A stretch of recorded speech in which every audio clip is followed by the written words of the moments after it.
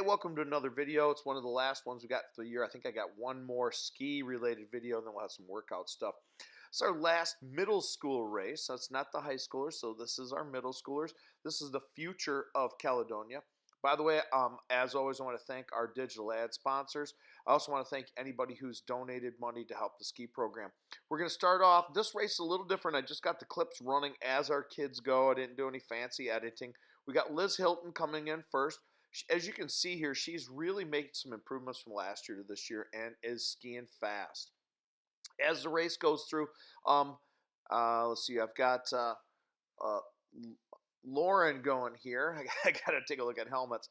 After we get through one run of everybody, I'm just going to kind of go through and answer some questions maybe that I get about the ski program. But as you can see, the kids are really skiing well. We've got Marin coming right here. I think Elena is following her, followed by Aaron Peckham. As you can see, these kids are making some great strides, some great improvements that will carry over to next year, and they're racing with the high school for our 8th graders, and our 7th graders will just continue to grow. If you saw these kids ski last year as 7th graders, you're going to see they made huge growth in that 1 year, and we're going to see even more of that. So we can see, again, these kids are skiing great. They're making their turns in the right spots. They're,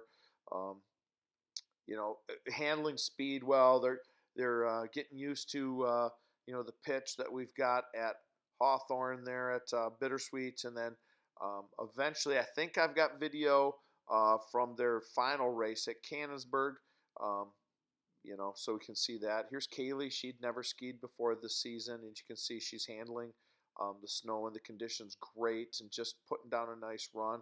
Her skis are getting more and more parallel. I think if you see her ski next year as a freshman, you'll see her skiing parallel all the time. We see that kind of growth occurring. We got Lindsay coming here. She's a 7th grader, so she's our lone 7th grade girl. So if anybody knows other girls that are going to be 8th graders next year, we'd like to have more. It's always nice to have, maybe 4 or 5 middle school girls, and the same thing when they show up in the high school. Here we got Adelaide. Adelaide is putting down a nice run. As you can see again, he's made great improvements. He's skiing a lot more parallel. Leg position, body position is really good. Following Adelaide, I've got Alec. And Alec, if you know anything about Alec, last year had kind of a freak fall where his ski cut his leg really bad. And he's out here doing this again this year. And I think that is just a great sign of how determined he is to be a great skier. I think we're going to see great things from him in the future. We got James coming down. James has been skiing a little bit up north. You can see his form's really good. He's coming along nicely. And then I think we've got, I think this is DJ. So we got DJ and Christian coming up. These are all 8th grade boys right here. We got a bunch of them, which is great. DJ, obviously, he races with the Bittersweet JDT team. And for anybody who is out there and interested in ski racing, or has younger kids who are interested in ski racing, Bittersweet, Timber Ridge, Cabernet, Win Alpine at Canonsburg, depending on anywhere you want to ski, there is a team that trains. It is a great way to get your young skier a lot of extra reps. And Christian put down an awesome run there. He's been skiing really well for us. I think coming through the blur here, I think we've got James Deagle coming next, I believe. They're kind of alphabetical by grades. He'd skied some NASTAR and stuff like that in the past.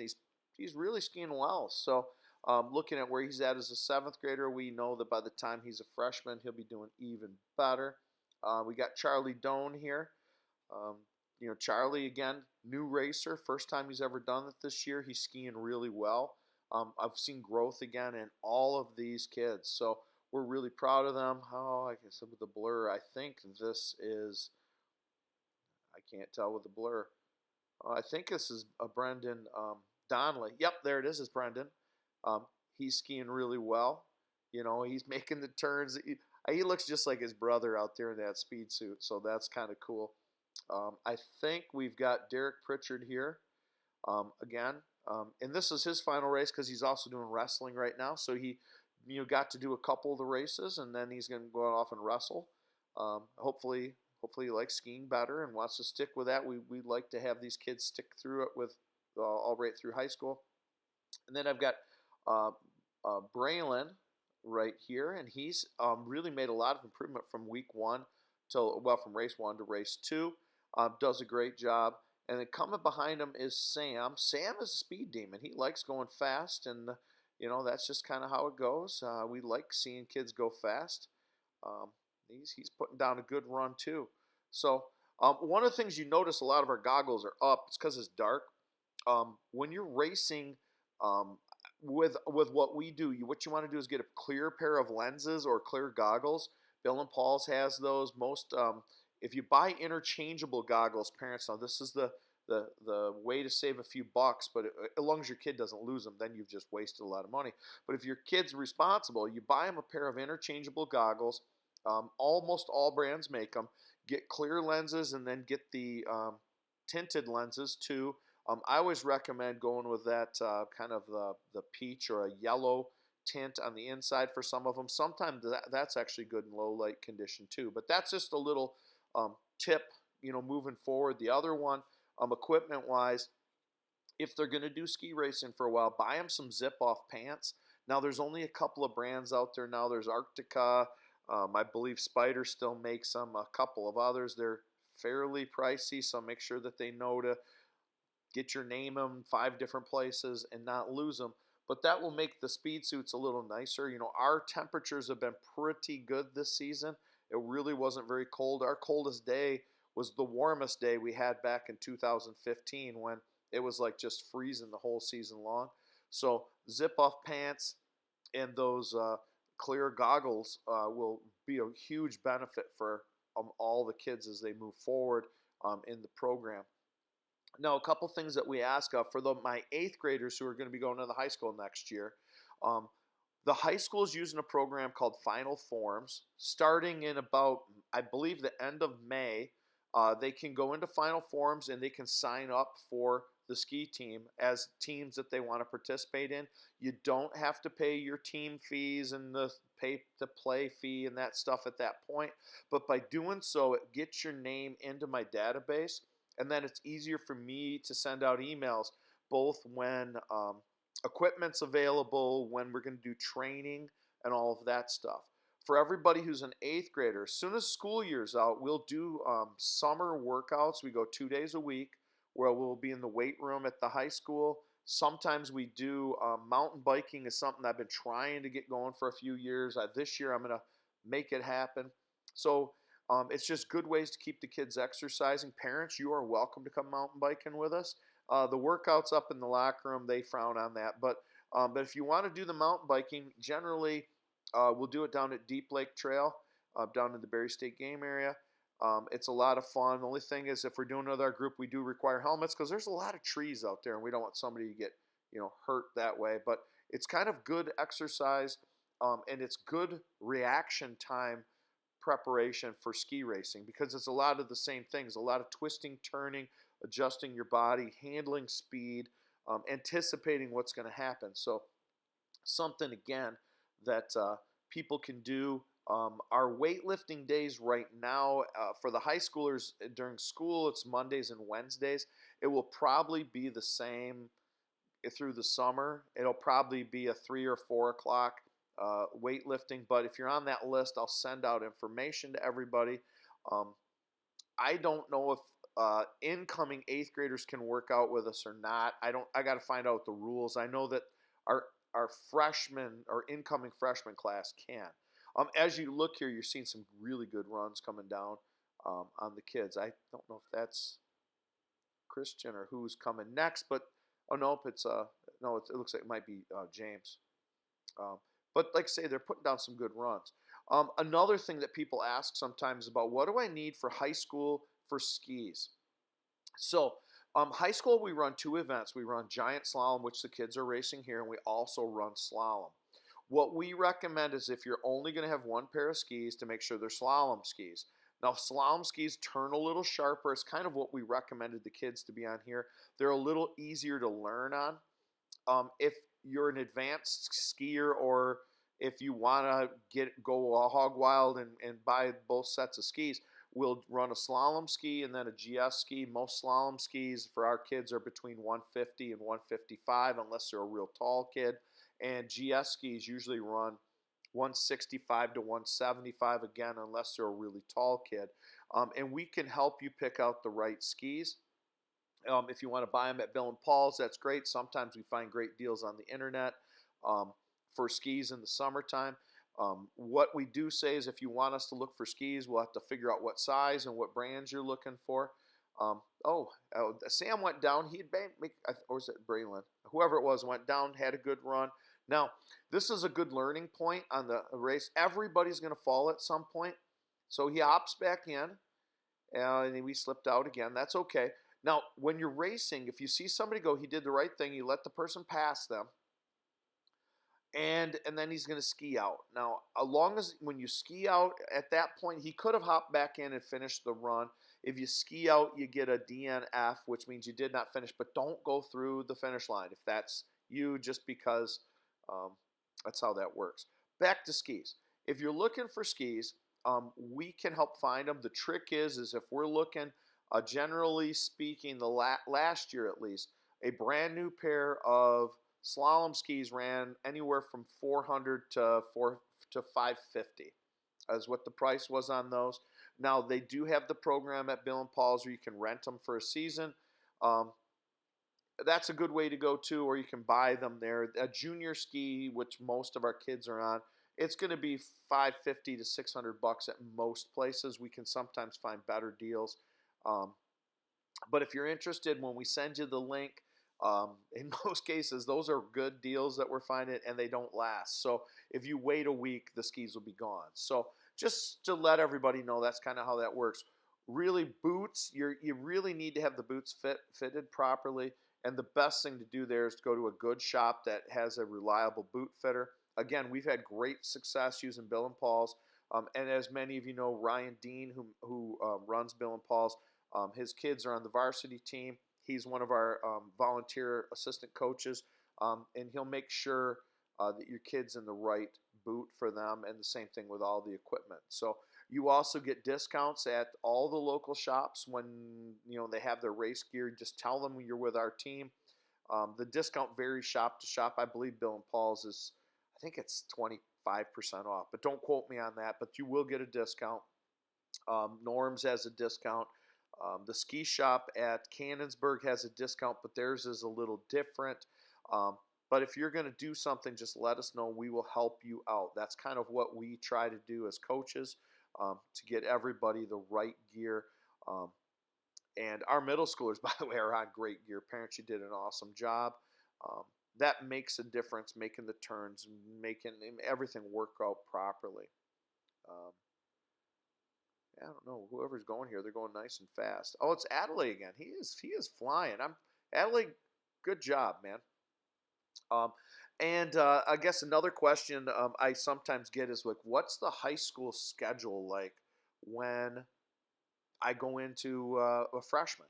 So the way it works is we'll have workouts all fall. We go 2 days a week, weightlifting, and that's part of the reason our team has excelled compared to some other teams in our conference. I believe we're stronger and we're in better shape than most of the other teams. And that comes down to our weightlifting program that Coach Pranger sets up and runs through his assistants. That's part of it. So if you're playing a fall sport, you'll get weightlifting through your fall sport. If you're not playing a fall sport, then we like for our kids to come in and do the workouts 2 days a week. It gives me a chance to get to know them. Coach Rob covers a few days, once in a while, a day or two here and there. And so it gives us a chance to know everybody. Our season normally starts the week that November 15th falls in, somewhere right around the middle of November. We'll usually go about 2 weeks of dry land practice, we call it. And in dry land practice, we do some weightlifting, we do some conditioning drills, and then we do what we call boot work. And what boot work is, the kids put their ski boots on, we run them through some drills with their ski boots on, so we're getting used to being in the boots because we're going to be in them a ton during the season.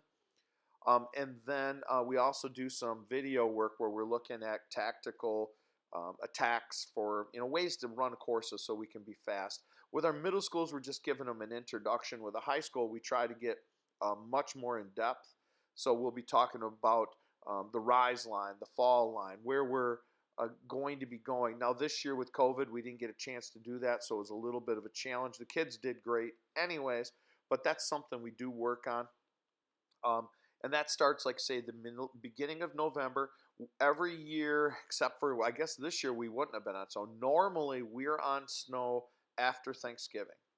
And after snow, we're on snow usually 3 days a week at Bittersweet. And then we run optional practices up north. Some of them are team skis where we go up and we'll run drills and get used to skiing the different pitches. A lot of times those will be at Cabernet. Some might be at Crystal Mountain, might be at different places, but we will do team skis up north. Our goal this coming winter is to have optional practices every weekend in January and February so that we are extra ready because we want to make it out of regionals. And this year we couldn't get lane time and practice time, so this next year we're really working hard to make that happen. And by the way, when I say optional, if you have family obligations or things you can't go to, we respect that. But what we have seen in the past is the kids who make it to the optional practices, they grow leaps and bounds because what we do is we train on steeper, more difficult terrain than we get at Bittersweet. And when you bring that back to Timber Ridge or Bittersweet running in our conference, it equates to better times, better runs, because these hills we're on, even though they seem big and steep to a lot of us, these are bunny hills compared to what the kids up north train on every single day. So our goal is to increase the level of difficulty by getting our kids up north. So December, usually it's 3 days a week that are required practices. They're normally Mondays, Wednesdays, and Thursdays. I'm not sure which day will be late. We're usually late just one. And then when we get to January, and by the way, this next year we will practice over break. They will be optional practices. They'll be in the mornings. I know it's kind of a hassle, or not really a hassle, but a challenge for some parents to get there because of work and everything else. But anybody who can make it down there, we're going to do drills. We're going to do things over break down at Bittersweet in the mornings over between Christmas and New Year's. In the past, some years we do that, some years we haven't. The resort has been really good, and that's our goal for this coming winter. The more time on snow, the better we are.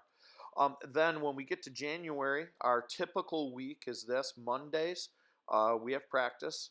This year it was early. It could be late next year. I'm not sure. Tuesdays, we tune skis. So the shop at Craft is where we've done it in the past. With the new changes, I'm going to try to find a spot to do it at Duncan Lake just because that's where I'm at. It's easier for me having all the equipment where I teach because I can set it up on my planning period and have it ready to go. But if not, maybe we'll be back at Craft. Maybe we'll have a place at the high school. But we'll find that out next fall. Wednesdays are conference race nights. Those conference races will either be at Bittersweet or at Timber Ridge. So one of those two places where our conference meets are. Conference meets, usually the races begin about 4:45. They're done about 7:15 to 7:30. That's 4 runs, so 2 GS, 2 slalom for every kid that we have. We race with a varsity team, which is our top 6 kids, and then everybody else races in what we call Varsity B. It's similar to a JV, but you could have a junior or senior racing it because we race our 6 fastest kids, regardless of what grade they are in that. And when we talk about 6 fastest, it's in both runs because I have to have people can complete both. And we run a 2-run combined time for an event. So if you have a super fast run and blowout and DQ, you didn't help the team. So we have to have both speed and consistency. That's kind of what we're looking for with our team. We've been very successful. Like I say, in the 6 years that I've been coaching the varsity, or leading the varsity, I guess I've got all my coaches. We work together equally in a lot of regards. We've won 5 boys conference championships in a row, and we've won 4 girls championships in that time. And and like I say, we've never finished below, on the boys' side, finished below second, and the girls' side, we've never finished below third in the conference. So we've had some good success. Then that's on Wednesdays. Thursdays, we have a practice. And then Fridays are always off, as our Tuesday nights are almost, I should say almost always off. We sometimes have invitationals. Invitationals would be, we race at Cadillac, that's always a Tuesday. We race at the Benzie Invitational, which is, it can be a Friday or a Monday, depending on the scheduling up there. So um, that's kind of how that goes. Optional practices up north are generally on Sundays because of how the resorts do their training time. And if will rotate this year between Crystal Mountain and Cabernet. So as we go, a lot of things in the plans. You know, if you ever have a question about what schedules look like, or you got a special circumstance, let me know. By the way, there's one other thing I want to bring up, and it really probably only affects maybe one person, maybe two.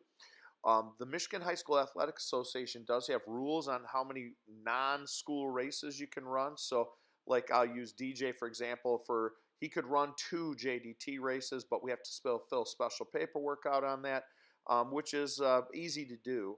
So if you're running USSA, you can run more races, but we have to fill special paperwork out. So again, I want to thank everybody for tuning in. I kind of rambled. Hopefully, gave you good information. If you do have any questions, please let me know, and I'll do my best to answer them. I'm excited about everybody in this program. You guys did a great job skiing in this race. I'm not sure if I've got video from the last race or not. If I do, I'll get it edited here, and probably next week we'll get it out to you. So thanks for tuning in. Goodbye.